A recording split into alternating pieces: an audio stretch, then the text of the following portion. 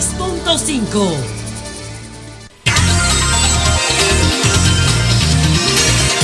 (4:19) El licenciado Luis Miguel Pereira, abogado de la vicepresidenta Margarita Cedeño de Fernández en el caso contra el señor Martínez, y que hubo una decisión del tribunal ayer que dice que es no culpable porque la agraviada no pudo demostrar.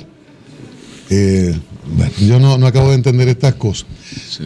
Nos gustaría, como un asunto de ilustración, para los que no somos abogados y para los oyentes, primero y brevemente, de forma sucinta, aunque usted lo ha explicado en otros momentos, ¿cuál es la acusación? ¿Por qué no se hizo difamación e injuria? ¿Cuál es la acusación? ¿Y por qué es la doctora Cedeño, ustedes, lo que tienen que presentar pruebas según la lógica utilizada por los jueces en la decisión? Adelante, Lince. Sí, buenas tardes. Agradezco la invitación. En primer lugar, Margarita Cedeño acusó por uso de documentos falsos. Nunca por difamación, nunca por injuria, ni nunca por falsedad, ni mucho menos por estafa. Uso de un documento falso. Uso de un documento falso significa en derecho que un documento que ha sido alterado en la verdad, una persona a sabiendas lo usa. Lo usa como para tratar de sacar un beneficio jurídico del documento. Y al hacer eso, crea un perjuicio a una persona. ¿Qué hizo Marcos Martínez? Para esto no hay que ser abogado, esto es un asunto de sentido común. Marcos Martínez se presenta el 15 de febrero del año 2012 en un programa de televisión, Diario 55, con un compañero de barra y empieza a hacer la denuncia y creando las expectativas del lugar, saca un estado bancario donde dice, mire, el Dance Bank, eso es un banco, ¿verdad? Búsquelo ahí en internet a ver si es un banco. Señala una cifra y señala a Margarita Cedeño y una persona que quisieron decir que era hermano de Margarita Cedeño, Alberto Cedeño. Eso hace el señor Marcos Martínez, pero hace más que eso. Sigue reiterando la acusación, participa en numerosos programas, dice incluso que todo el que quiera esa información que se la pida. Que y a partir de la supuesta veracidad de ese documento se dijeron otras cosas peores. Saca 3 cheques que supuestamente se le habían emitido a Funglode, una fundación del esposo de la entonces primera dama, y también saca uno de Fundi y saca uno del Banco de Reservas. Básicamente hace eso. En ese momento, disculpe, la doctora Cedeño era ya candidata a la vicepresidencia de la República. Candidata a la vicepresidenta que articulaba y complementaba la candidatura de Danilo Medina en una plaza importante dentro de la carrera electoral que era Santiago. ¿Por qué no se demandó por difamación e injuria y se decide ese tipo penal? Se decide demandar. Porque es el tipo penal más grave que ha sufrido la víctima. Es el tipo penal más grave. Entre que usted me asesine o me deje sencillamente con un miembro menos, pues yo tengo que perseguirla por la infracción mayor. ¿Y cuál fue la infracción mayor? La infracción mayor, él no solamente hace uso del documento y trata de crear credibilidad ante la población, sino que posteriormente, en mayo, después que se habían dado 3 ruedas de prensa, después que se habían dado 3 certificaciones del Dance Bank que decían que Margarita no tenía cuenta y nunca había tenido relaciones comerciales con ese banco, con ninguna de sus entidades miembro del grupo, después que la querella había sido declarada admisible y a él se la habían notificado con todo el legajo, Marcos Martínez se va al DEPRECO, lo que ahora se llama el PEPCA, la Procuraduría de Persecución de la Corrupción en el área estatal administrativa. Se va ahí y presenta una denuncia por corrupción contra la primera dama, acusándola de manejos de fondos millonarios, de distracciones, y que le anexa los cheques y los estados bancarios falsos. los mismos estados que él depositó. Eso hizo Marcos Martínez. Entonces, las preguntas son simples para que el que no es abogado nos entienda. ¿El documento era falso? Sí. ¿Por qué? Porque si usted presenta un estado bancario que dice que Pablo Macchini tiene una cuenta de 20 millones de pesos en el Banco Popular y el Banco Popular dice yo nunca he tenido relaciones comerciales con el señor Pablo Macchini, es evidente que el documento que se está presentando alguien lo fabricó. Es posible que el 15 de febrero del 2012 Marcos Martínez no supiera que alguien le dio el documento y él lo usara de buena fe. Pero eso es posible. Eso es posible. Pero ¿qué ocurre? Inclusive es muy difícil de probar en justicia. Sí, muy difícil. Pero ocurre que si el 23 se produce la certificación del Dance Bank, el 28 se produce la segunda y el 16 de marzo del 2012 se produce la tercera. Él se reitera después de eso. No solamente se reitera, se va en mayo, mes y medio después de la última certificación y le pone la denuncia en el DEPRECO. Eso es un uso jurídico de un documento para derivar ventajas. ¿Cuál es ventaja? Que a usted le abran un proceso penal. ¿Con qué finalidad? Declararla sub judice y tumbarla en ese momento en el proceso electoral. Aunque usted es parte interesada, porque es abogado de la doctora Cedeño, usted nos está describiendo hechos que honestamente yo como periodista hasta los recuerdo, porque fueron de manejo público. El tema es, ¿por qué si quedó como evidenciado que el banco en cuestión certificó que esas cuentas nunca existieron en favor al menos de esas personas? ¿Qué toman en cuenta las juezas para decir que no se pudo probar el uso ilícito o el uso de un documento falso? O sea, es que para mí como que estaba, yo como ciudadana, no abogado, digo, está muy evidente, pero ¿cuál fue el razonamiento de las juezas? Bueno, el problema es saber si eso es razonamiento. Bueno. El día 29, ¿qué dice la decisión? El día 29 se va a dictar la decisión y la podremos ver. Se dice en derecho que la motivación es la base de legitimación de un fallo porque no se puede hacer justicia arbitraria. No es lo que yo quiera, sino que hay que razonarlo. Lo que yo oí en los 35 minutos que duró esa perorata desarticulada, fueron los siguientes razonamientos, si es que eso es razonamiento. El señor Marcos Martínez, un comunicador en esa condición, él recibió esa información, él tiene el derecho de informar y las personas de ser informado. Ese documento estaba en fotocopia, eran fotocopias, esa fotocopia no engañaban a nadie, aunque eran falsas, no engañaban a una persona con conocimiento medio. Además, él no se querelló contra Margarita, él sencillamente denunció. Bueno, pero ¿y de dónde? En primer lugar, ¿quién le dijo a usted que el documento tiene que ser veraz o capaz de engañar a una persona que no engañaría a una persona promedio? Eso se exige para la estafa, no se exige para este ilícito. Primero. Segundo, que denunciara, lo que significa se han cometido crímenes y delitos, procedan, versus la querella en materia de uso de documentos falsos, no plantea nada. Lo importante era que le perjudicó y que se utilizó con intención dañosa. Así es aquí, así es en Francia, así es en cualquier país civilizado. Doctor, que él sea comunicador, perdóneme, solo para terminar, que él sea comunicador, lo único que le permite a él es cumplir con su labor de expresar su pensamiento libremente. Él traspasó lo que hace un comunicador. Ustedes aquí pueden decir, X persona, funcionario público, no tiene un patrimonio mal habido, las autoridades deben investigar eso. Eso no es lo mismo que usted salir de aquí con documentos falsos y irse al DEPRECO o a la fiscalía o donde sea a que se le inicie un proceso legal a esa persona. Eso en cualquier país del mundo está sencillamente penalizado. ¿Qué pasó, en mi opinión, en Santiago? Un tribunal arredrado, atemorizado, en medio de la situación política que existe con el presidente Fernández, en medio de la situación donde se entiende que el juez que le hubiese dado cualquier decisión a Margarita Fernández, entonces es una juez que está técnicamente al servicio del poder.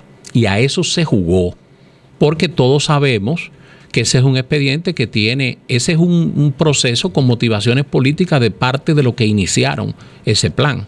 Esa es la verdad. El resto es que no querramos aquí enceguecer. Desde el punto de vista jurídico, ese es un expediente para un párvulo de segundo año de derecho. de segundo año de Derecho. Doctor, perdón. No, está bien. Bueno, lo que pasa es que yo todavía no entiendo como abogada por qué no se tomó el camino de la difamación y se toma un camino donde hay una línea muy fina en falsificar un documento para tú probar eso, el elemento material de prueba. Primero, porque si es una falsificación intelectual, solamente que Marcos Martínez sea notario, sea alguacil, tenga una obligación intelectual de certificar en un documento que está diciendo o no la verdad. Si es un documento privado, no necesariamente él tiene que estar diciendo la verdad en el documento. Si es un documento en fotocopia que le fue proporcionado, ¿cómo se demuestra que él sabía que el documento era mentira? Porque pudo ser partiendo de que él entendía que era verdad, haber ido al DEPRECO y haber depositado el documento como cualquier otro ciudadano. Entonces, ¿por qué se toma ese camino? Amén de que el uso, hablando del uso que se le da al documento, por ejemplo, para que se pruebe el uso de un documento falso, tú tienes que tener un beneficio directo de ese uso. El invalidar a la vicepresidenta no necesariamente es un beneficio directo hacia esa persona. Atacar el honor, la consideración, la honra, tildarla a usted de ladrona, excomulgarla éticamente de una comunidad no es un perjuicio directo. No, un beneficio directo para el imputado. No, porque el beneficio directo, invalidarla, el beneficio directo era abrirle el proceso penal para que tuviera subyúdice. Pero eso claro que ser otro partido que lo hiciera, pero no un mire, ciudadano. el beneficio directo consiste en que el documento que usted utilice sirva al propósito que persigue la gente. ¿Cuál era el propósito? Abrirle un proceso penal. ¿Y qué mejor que atribuirle 46 millones de euros, que eran 2.400 millones de pesos? Si Marcos Martínez fuera el candidato, yo lo hubiese entendido como un beneficio directo, y tal vez jurídicamente no funciona de si usted es candidato o usted no es candidato. Jurídicamente funciona de que si usted tiene conocimiento que está usando una pieza falsa y ¿cómo usted se demostró eso? Pero muy fácil, se lo acabo de explicar. Si usted deposita un certificado, un estado bancario que alguien le dio, que usted no lo sabe, y le están mostrando 3 de la institución bancaria que le dicen, yo no conozco a esa señora, nunca he tenido relaciones con ella, ¿qué es? Y le contesto más, porque lo que usted estaba leyendo de su WhatsApp, eso lo contestamos nosotros en audiencia. ¿Por qué no difamación e injuria? Porque yo como víctima tengo el derecho de querellarme por el ilícito mayor. ¿Por qué yo como abogado no me querellé por difamación e injuria? Porque la difamación e injuria no se sanciona, está despenalizada, y ese error procesal yo no lo iba a cometer. Eso querían Jimmy Sierra y el grupo, pero yo no iba a cometer ese error. Mani Sierra. Mire, doctor, por cierto. Y por último, probablemente tenido ganancia de causa. No, porque eso está despenalizado. Usted no vio el caso del doctor Castillo, que lo condenaron a una indemnización. Pero sienta un precedente importante. No se preocupe que todavía hay posibilidades del precedente. Cuando es difamación e injuria, la persona que se querella debe estar presente. No necesariamente, no. Eso no. Lo de ella no estar presente era porque la víctima puede estar representada. No, pero en el caso de difamación e injuria, ¿tenía que estar presente o podría hacerlo igual? No, él tenía que estar presente. ¿Tú te refieres a Marcos? No, Marcos sí. No, yo me refiero a ella. Si ella se querella por difamación e injuria, no tenía que estar ahí. Ella solamente tenía que estar presente si la hubiesen citado como testigo. Ella nunca fue citada como testigo. Y la única vez que fue ellos armaron un espectáculo porque ella saludó y dijeron que fue a presionar a la justicia y ella sencillamente dejó de ir. Luis. Doctor, yo intenté recabar alguna información para entender la decisión que adoptó el Tribunal de Santiago frente a la acción de la vicepresidenta de la República.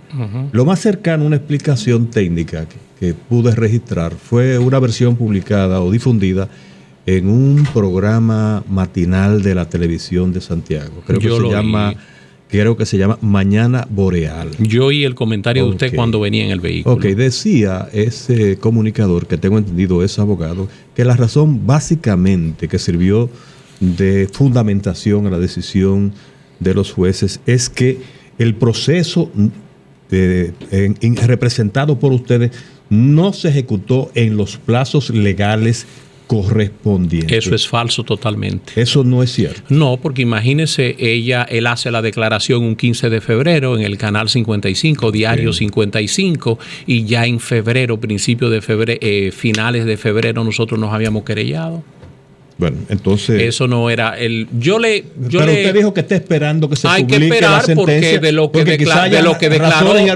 declaró la jueza... ¿no? Sí. No, porque yo le estoy reproduciendo aquí lo que ella dijo. Lo que ella dijo tratando de motivar in voce, pero eso no ha aparecido. Yo quiero aclarar un aspecto de la joven que es importante, que tiene que ver lo de falsedad material y falsedad intelectual. La falsedad es material cuando yo tomo un documento y ese documento yo le hago añadiduras, tachaduras, supresiones, adiciones, imito una firma, cambio. Eso se llama una material. Y yo tomo y digo, no, magistrado, este es el original, compárelo con el falsificado. La falsedad intelectual consiste en que yo creo el instrumento, yo creo el negocio jurídico. Entonces, mal puede usted comparar lo que se crea porque no hay original, es creado. ¿En qué consiste la creación? Yo tomo el formato de un estado bancario, le pongo Cristian Jiménez, le queda el banco y le pongo unas cifras. ¿Por qué estaba en fotocopia? Porque en fotocopia lo usó y lo presentó en el DEPRECO. ¿Por qué los cheques estaban en fotocopia? Porque en fotocopia lo creó el documento. Lo de falsedad intelectual que de notario y oficiales públicos, eso es una variedad. La falsedad intelectual es toda creación que usted haga, es lo que se llama falsedad intelectual. ¿Y qué fue lo que usaron? Un instrumento creado, ficticio, sin ninguna base, y fueron y lo presentaron allá para hacerlo pasar como un estado que evidenciaba 46 millones de euros. Manisierra me decía, cuando yo le hacía alguna pregunta de estas, le decía, es que los documentos eran en inglés, no era específicamente ella, como que había una serie de inexactitudes. No. Además me hacía referencia a las fotocopias también. Sí, mira, lo de las fotocopias fue lo que él usó. Las fotocopias no necesariamente se excluyen por ser fotocopias. Las pruebas se aprecian de manera armónica. ¿Qué probaba el estado bancario? Que él decía que ya tenía 46 millones. ¿Qué dijo él en todas sus declaraciones? Ella tiene 46 millones. ¿Se usaron esas declaraciones orales? Están en videos que se incorporaron ahí. Lo que yo le quiero decir a ustedes, lo que decía el Estado, lo verbalizó él 1 millón de veces en programa. Lo usó además ante el DEPRECO.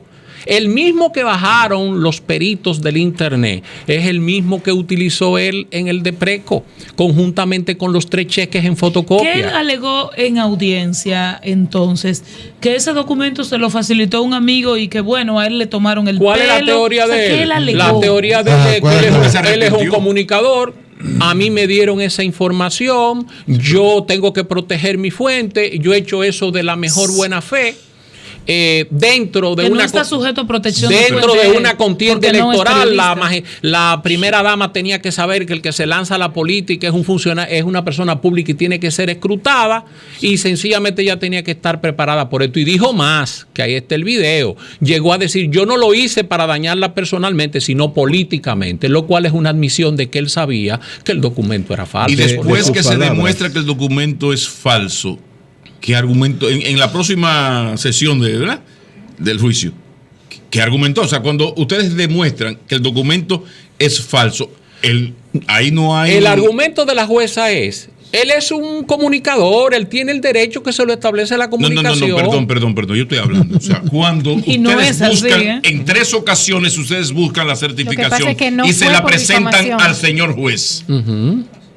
Es decir, que esto demuestra que a él, vamos al mejor de los escenarios. Mira, me engañaron, me ofrecieron una X cosa si ganaba mi candidato y me dieron esto como que era real. Entonces yo ahí comienzo a pedir todas las excusas del mundo porque ante el juez ustedes han traído la bendita certificación. Lo que no entiendo es cómo después que ustedes traen la certificación en más de una ocasión y se la presentan a un juez, los jueces no la quieren apreciar. Eso se llama en derecho desnaturalización de los hechos y de la prueba. Eso se llama falta de motivación y falta de base legal. Doctor, de sus palabras anteriores podría inferirse que usted ha planteado que esta decisión fue influida por algún nivel de presión política de alguna instancia poderosa. Eso fue lo que yo entendí, quizás usted pudiera hacer la precisión. Yo no tengo la información. Pero usted tiene la idea de que hay un factor de poder que ha influido, que ha presionado para que se emita esta decisión en contra de la vicepresidenta de la República. Yo lo que le puedo decir es que en base a las piezas documentales y las 20 audiencias que yo pasé ahí, y los 3 años y 7 meses que tengo en este proceso, yo le puedo garantizar a usted que desde el punto de vista jurídico está configurado el tipo penal de uso de documentos falsos. Entonces no hay base jurídica para no condenarlo. Por eso nosotros vamos a apelar. Hay una razón política. Yo no sé si es política, pero esos jueces, esa es una decisión pobremente argumentada y totalmente errada en el resultado. Uso de documentos falsos. Uso de documentos falsos. Bueno, muchísimas gracias. Gracias a ustedes. Bueno, van a apelar, van ahora a Vamos a apelar, hay un plazo, son 20 días a partir que la decisión motivada nos es entregada. ¿La lectura será cuándo? Dicen que el 29, hay que esperar, a veces se tardan un poco más. Estamos hablando de que esto puede durar un mes más, por lo menos. A partir de la lectura, ¿cuál es el plazo? 20 días. 20 días. Pero no importa lo que diga esa motivación, con las evidencias que hay ahí, no hay forma. ¿Aspirarían ustedes, o sería posible, jurídicamente hablando, que esa apelación se conozca fuera de la demarcación de Santiago? En este momento no, vamos a ver cómo se presenta. No que a ustedes les interese, que jurídicamente sea posible. O sea, que en algún momento entiendan que hay ciertos vicios en esa demarcación y trasladarla a La Vega, no sé. Habría que ver, eso lo evaluaríamos, pero sí quiero decir para concluir que lo peor que puede pasar en un sistema de administración de justicia es el llamado populismo penal. Populismo penal es cuando los jueces, lejos de fundar sus decisiones en las pruebas y en las convicciones razonadas legítimas que tengan, atienden a presiones y a la popularidad o impopularidad de una decisión. Luis Miguel Pereira, abogado de Margarita Cedeño de Fernández, ha estado con nosotros. Eso pasó. Porque es el camino que ustedes eligieron y está cerrado. Eso es un plazo de 60 días. Muchísimas gracias. El abogado Luis Miguel Pereira ha estado con nosotros. Gracias. Cambio fuera, Mauricio.